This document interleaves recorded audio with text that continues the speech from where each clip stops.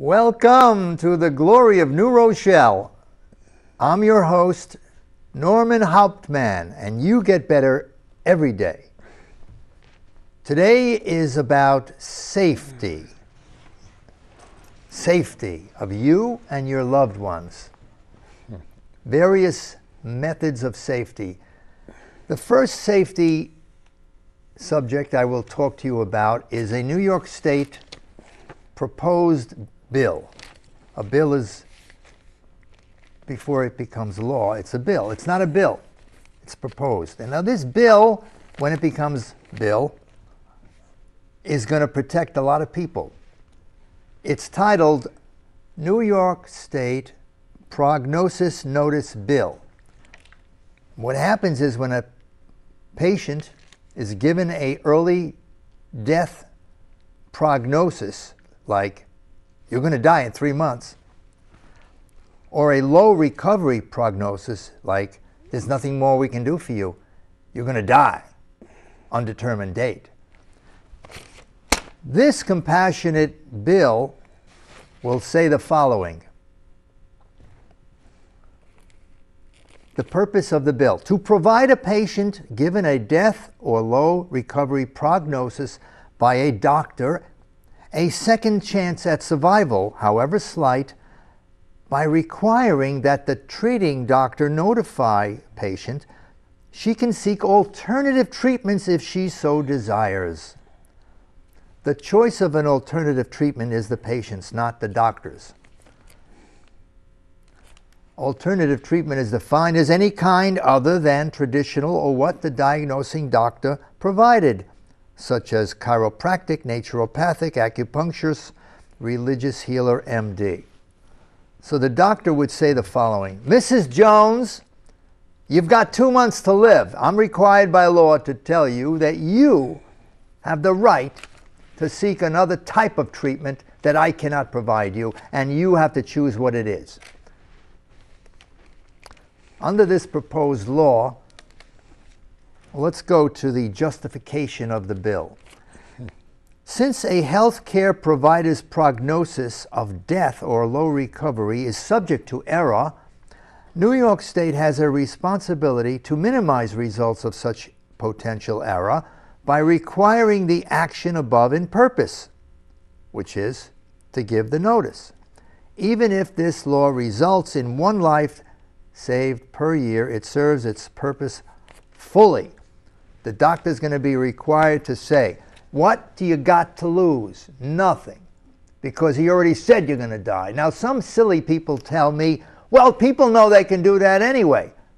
Many people know it but don't do it. Or many people don't know that they can go to another doctor. They think the doctor is the Lord God himself. So I gave you purpose, justification, method of application.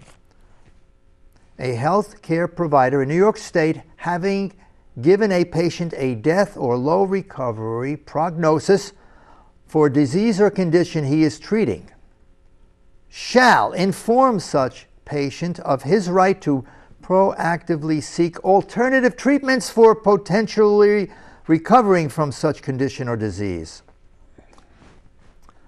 Alternative treatment choice is the patient's, not the doctor giving the notice. The patient shall hold the doctor giving the notice harmless for any result of the alternative treatment, whether it's recovery, injury, or death. The state of New York shall provide immunity from liability to each health provider who gives the required notice. The Good Samaritan law is a model. The model is, if you help somebody and don't commit some gross negligence helping him, and that person dies because of your action, you're not liable. The cost to the state. Other than records kept, there's no cost to the state. The state's highest interest is to foster greater longevity for its citizens. Now, this bill, or prospective bill, was inspired, or rather, I intuitively received this information. About 20 years ago, one of the New York State legislators had a similar bill which was not as good. It wasn't voted on. It wasn't voted on because it has to be voted out of the Health Committee to go to the entire floor of the Assembly and Senate. That earlier bill was that a doctor would be required, who was treating cancer, to give alternative cancer treatment to the patient. Bad bill. So I went around and I got signatures and I gave it to the former assemblyman. He's a public figure. He's the commissioner of Westchester Department of Veterans Affairs, presently in 2016. Ron Tochi, highly honorable man. So he gave me that bill earlier, and it didn't go anywhere about 20 years ago. So now I provided him this bill, and he's going to take it to his peers in Albany, and we'll see if we can get it going. There's nothing to lose. I predict that the legitimate, I don't know why I say legitimate, but the people who are in the American Medical Association and the New York State Medical Association will fight this bill. They don't want it. They want to have control, even if it's not to the advantage of the patient. The bill is actually perfect because there's nothing to lose. The patient's already told he's going to die. What do you got to lose? So this way you inspire that patient, go out and find something. Now you might see my phone number, hopefully on the screen. My phone number is 347-276-7149. 347-276-7149. And my email is peacecafesforhumanity@gmail.com. If you'd like to promote this with me as a good citizen, have any ideas, give me a ring. Now we're going to talk about safety of your own well-being and your health. I want to advise you that I'm not advocating any kind of a health methodology for you.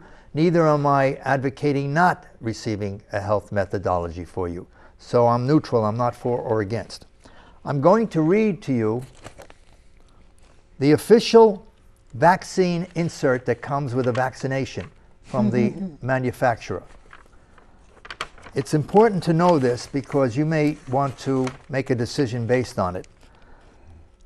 It says here, my guest here, by the way, is Fred Jodry? Jodry. Fred Jodry. Welcome to the show, The Glory of New Rochelle. Could you simply read procedures that would happen after any injection of a vaccine? Could you read that for me right here? Oh boy, that's going to be a paragraph. Problems that could happen after an injected vaccine.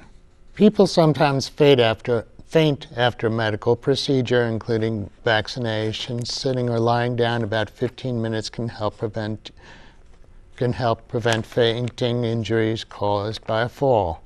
Tell your doctor if you feel dizzy, have vision changes, or ringing in the ears. Some people get severe pain in the shoulder and have difficulty moving the arm where a shot was given. This is rare. Any medication can cause a severe allergic reaction. Such reactions from a vaccine are very rare, estimated about 1 in a million doses, and would happen within a few minutes to a few hours after the vaccination. As with any medicine, there is a very remote chance of a vaccine causing a serious injury or death. Thank you, Fred Jodry. So, folks, now I'm going to read you something you're likely not aware of. The National Vaccine Injury Compensation Program. When it has been competently determined that a person receiving a vaccine has been injured, what happens? There's no liability on the backs of the vaccine makers. That was removed in the 1980s by Congress, in which Congress said, by instigation of the vaccine companies, we will not allow them to be sued if their vaccine causes injury. Instead, each vaccine is taxed a certain small sum, and it goes into a program administered by the United States government. National Vaccine Injury Compensation Program is a federal program that was created to compensate people who may have been injured by certain vaccines. Well, I would say have been injured. The doctor has to document it, and when that's done, they paid out a lot of money over the years, like $3 billion. Persons who believe they may have been injured by a vaccine can learn from the program about filing a claim, calling the number. The number is 800-338-2382. 800-338-2382. Or visiting the website, which is, forget that, it's too long. Just look up Vaccine Compensation Program. There is a time limit to file a claim for compensation. The way this occurred is the vaccine companies were being sued by people who had adverse effects. So they said, let's lower our liability and omit it. So President Reagan was approached. He inspired Congress, and they did something very rare. A company became exempt from liability, and it became the Vaccine Compensation Program. Let's see. So I neither advocate having nor advocate not having a vaccination. And I'm not going to tell you what my decision is for me, because I want you to know that I come from an investigative reporter's position and not an advocate. And I gave you the straight scoop from the insert of the vaccine. Well, I will tell you impartially and accurately, there are people who have been injured. It's on documentation. Now, let's go to cancer. Put this down here. Here's a death certificate right here. And the person's name, it's in the public domain. His name is Thomas Anthony Navarro. Was 4 years old. This breaks my heart. If you're an adult, you can refuse any treatment that you want. If you're a child, your parents cannot refuse the treatment that the doctors say you are needed to have for cancer. It's bad. It's really bad. So what happened to this young boy and others as he died in spite of getting the treatment? Now I'm going to read to you, my guest here, Fred, will read to you loudly and clearly the 4 reasons he died, and please emphasize or read twice the one highlighted in yellow.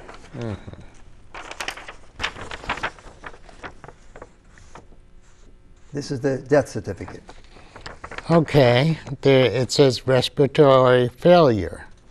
Now it has pneumonia bilateral, that means both lungs. There's chronic toxicity of chemotherapy, and there's medulloblastoma, PNET. Thank you, Fred. So the pathology report says he died from 4 events, and one of them is chronic toxicity of the chemotherapy. We all know about hair falling out. We all know about vomiting. We all know about all those bad things. So my good mother, who died in 2000, said in her 83rd year, I would have known, had I known about what the effects of chemotherapy were, I would not have taken it, unquote. So I advised her not to do it. She did, by the way, she didn't even have cancer. But what happened was she had a dark urine, and years before she had cancer, which was successfully treated, she had no symptoms of cancer, so she had dark urine, which is the presence of blood. This is accurate. So the oncologist said, we'll give you chemotherapy, but he didn't tell her what to expect. And she died from the effects of chemotherapy. It hastened her death, very big time. And Okay. Now, a doctor of oncology is not permitted by trade, that is the profession of medicine, the pharmaceutical industry, the FDA, he's not permitted to offer or provide treatment other than chemotherapy, radiation, or surgery. And if he does, he's risking his license. There are doctors who do that. They're medically licensed. Some of them slide under the radar, and others get attacked. They take their licenses away. They got to go to court. Now, this paper is titled Overdiagnosis and Overtreatment of Cancer. There was a medical doctor in the year 2015 in Michigan. He was sentenced to 45 years. He was discovered falsely diagnosing cancer in patients. Now, his motive was every time he did that, he sold them chemotherapy. He provided it, he administered it. That's a sale. So he gets paid by the insurance for that treatment. A competent or an ethical nurse discovered it and blew the whistle. And the doctor is now behind bars where he belongs. The question is, how pervasive is this issue? It's a temptation here. Because I'm not sure, but I think the reason they could over or falsely diagnose cancer and get away with it is because who's going to contest it? They look at a pathology report, and that's an interpretation. If somebody says, you got a broken arm, and I say, no, I don't. But you understand, it's a gimmick, it's a false program, and they can get away with it. And if you're an oncologist, I hope your conscience is big enough to not do that. And I hope you inspire others not to do that. And I hope if you know or suspect it's happening, to report it. This is the year 2016. In the year 2000, I approached the New Rochelle Sound Shore Medical Center. And I approached the nursing staff and recommended that they inspire the doctors to increase the recovery rates of cancer patients. And what happened was they actually met with the doctors, and I was part of it as a passive observer. The nurses were highly and are highly ethical, and they're more compassionate than doctors in general. What happened as a result of that is they instituted two things that I'm aware of. One was called the virtual reality machine, where the cancer patient would be in a chair breathing in some perfumed air or scented air and listening to music. That would be to enhance his immunity, because the effect of higher immunity is necessary to defeat the cancer. That machine is no longer available. The other thing they did is they provided palliative pain relief through Chinese acupuncture. And they did that. But the truth is they would not institute anything that would be curative or potentially so, or suspected of being, that was also safe, because that would potentially or actually hurt the profits of the industry that promotes and sells chemotherapy, radiation, and surgery. It's a monopoly. So here's a letter that I wrote on July 3, 2015 to the two oncologists at Sound Shore, now called Montefiore. I won't read the entire letter. I tried to resurrect the impetus that occurred in the year 2000. Dr. Richardson, we spoke and you suggested I write about the worthy goal of inspiring betterment for cancer treatments for patients. About the year 2000, Nursing Vice President Pam Dupuy and I met with the doctors on the Cancer Challenge. Our community seeks to heighten such progress more and more. It's called the Cancer Challenge. You know about the war on cancer? there's no winning, is there? The late General MacArthur said there is no substitute for victory. Well, if the war on cancer arrives, then all the grant money dries up, and there's no money to be made on chemotherapy, radiation, or surgery. So what I say here is we encourage, meaning I and those who wrote the letter with me, to research what others have done that does not conflict with authority, that has potential to improve cancer patients' comfort, life quality, and healing. So I appealed to the doctors. They never responded. I wanted to do a TV show and interview one of them. However, does Montefiore, let me see, it says here, the official American Cancer Society cancer prevention program, believe it or not, they have a good one, is to eat several servings, 2.5 cups of vegetables and fruits a day. Does Montefiore use that program for its non-cancer hospitalized patients? Non-cancer hospitalized patients. If you have cancer, you're under the care of the oncologist. You can't do anything, unless you do decide so yourself. You can't go on a treatment program that's not chemotherapy, radiation, or surgery. You can't eat vegetables to cure your cancer. You can eat them for pleasure. He'll say that doesn't affect you because, after all, he wants you to buy his equipment, his treatment. So I ask that you consider the suggestions. That is, whatever they are, use intuition. We plan to tape a series of public access shows on this subject entitled The Cancer Challenge in New Rochelle. You may be invited to be interviewed. Signed, You and Healing Medicine, Better Every Day. Norman Hauptmann, The Glory of New Rochelle. No answer. Mr. and Mrs. Doctor, when you go to your higher calling, which is the place where all souls go, you're going to have to answer for this. And I myself will have to answer for what I did wrong, because I've done wrong things too. 500,000 Americans die every year from cancer and its complications. Why? Are they fodder, F-O-D-D-E-R, for profits? You answer that question. So we're coming to the close of the show. 500,000 Americans die every year. So what I recommend to you, Mr. and Mrs. Listener, who get better every day, get the internet, go on it, and seek expert professional information on that internet.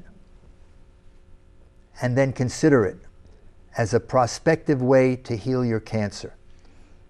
You're not obligated to do either a treatment from A, B, or C. It's your choice. If you have a child, that's a different story. That child can be taken away by the Child Protection Services.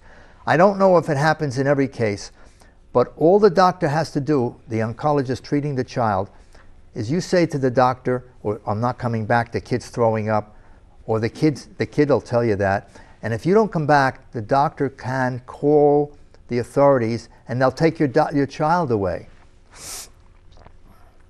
Is this an unethical thing? Certainly seems to be. Now I, God willing, and never, God thank you, I never had cancer.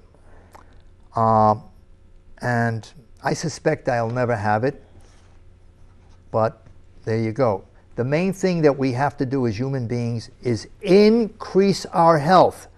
Forget disease for now. You have to increase your health because that's the way you were built. You were created to increase your health. And how do you do that? You do it through nutrition. You do it through exercise proper for you to get your blood moving. Good thoughts. Nutrition will build up your red cells. I'm talking about health. I'm not diagnosing. I'm not treating you. I say this under freedom of information by the Amendment number 1 of the U.S. Constitution. Your health is in your hands. Eat better. Eat raw things. Use a blender. You got to get the blood powerful. It says in one of the Bibles, I forget which, The life of the flesh is in the blood.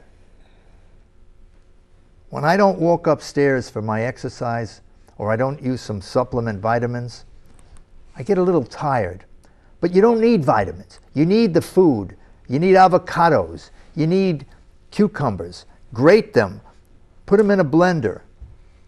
And I'm sure there are people who have eaten junk and they're still alive at an old age. But basically, you got to get that blood in a good condition. I've seen my blood under live conditions on a microscope. And when I had chronic fatigue, they were clumped together, the cells. So I've covered you. I've covered the area. We got 2 minutes left. I've covered the cancer prospective bill that the doctor will be required to say. Call me, email me. I've covered the program, the cancer challenge, that hasn't been answered. Are you watching me, Mr. and Mrs. Oncologist, especially from Montefiore? The people are the important thing, not your profits.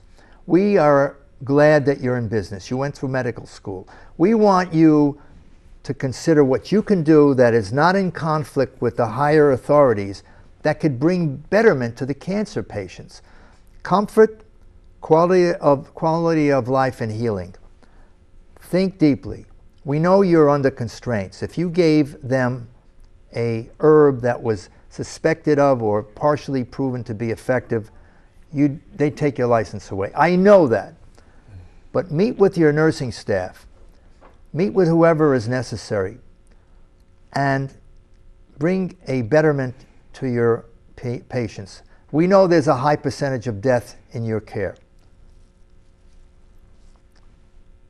We have as our guest, who helped us, Fred Jodry. I'm Norman Hauptmann. We're winding down the show. I've given you my inspiration. Get on the internet. You get better every day. Build your health. Build your health. Your doctor is going to diagnose you. He's not going to build your health. You have a broken arm, you need that doctor. You have a chronic condition, learn how to build it. Go to the doctor for diagnosis. It's in your hands. You get better every day. This is Norman Hauptmann, the glory of New Rochelle. However, we're still on, so I'll say it again. You get better every day.